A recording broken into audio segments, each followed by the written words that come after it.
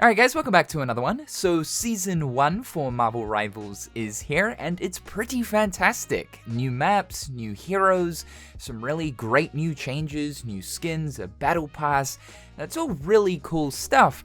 However, there is perhaps one change that comes along with the Season 1 update that is a little bit big sad, and that would be the removal of mods. We talked about this in a previous video, how basically NetEase had announced over on Discord that they're trying to implement a system that will ensure that no one can change the models of characters or any other assets throughout the game via the use of mods. And this has unfortunately been implemented with the Season 1 update. The game now has an asset hash checker, which is a system that will scan over the game's files to ensure no file tampering has taken place, and if it does, those files will simply not work. So if I were to, let's say for instance, drag this Kermit the Frog mod into a mods folder within the packs section of Marvel Rivals, this mod would change Spider-Man's model to that of Kermit the Frog, load into the game and take a look at Spider-Man.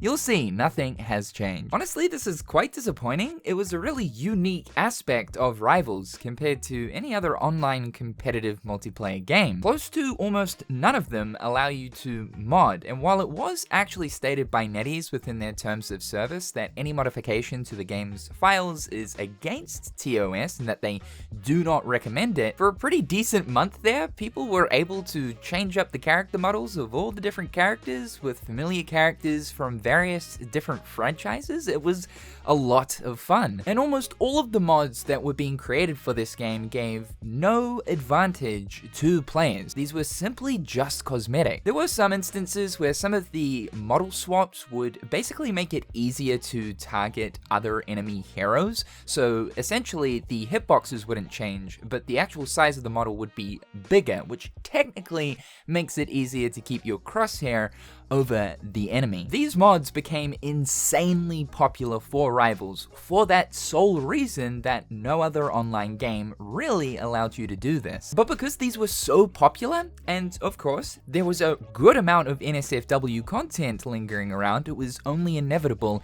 that NetEase would action this to prevent people from modding. Taking a look at the Marvel Rivals Nexus, there is a little over 700 mods currently made for the game in just the span of a month. That is insanely impressive and is nothing but a thriving mod community, with the most popular mod for Rivals being a mod manager with over 100,000 downloads. So right now, unless someone can figure out a workaround, which I understand that there are currently people within the community trying to figure a workaround so that basically it tricks the game's files into thinking that all of the original files are still there even if a mod is installed.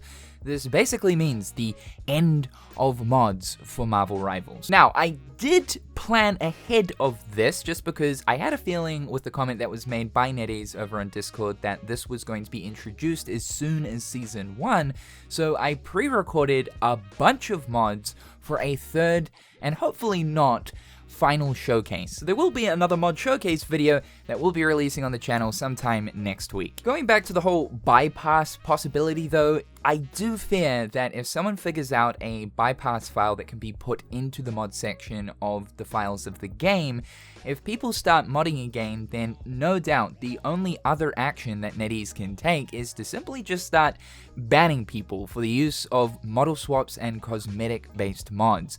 Right now, I don't think there really is any history of people being banned for using model swaps, and that's why it became so popular. It was sort of like, yeah, use it at your own risk, but really, like, NetEase aren't actually actioning this. I'm sure the only action they'll take is, like what we're seeing here, implement a system to completely cut everyone off, rather than shaving off parts of their player base. Aside from that though, Season 1 is simply fantastic. If NetEase can continue this momentum, then Rivals will be here to stay for an incredibly long time going forward. Thank you guys so much for tuning in. Slap a like on this video if you enjoyed. Be sure to subscribe to the channel to keep up with everything going on here. As always, a big thank you to my fantastic patrons. I hope you're all having a fantastic day, and we'll talk again real soon.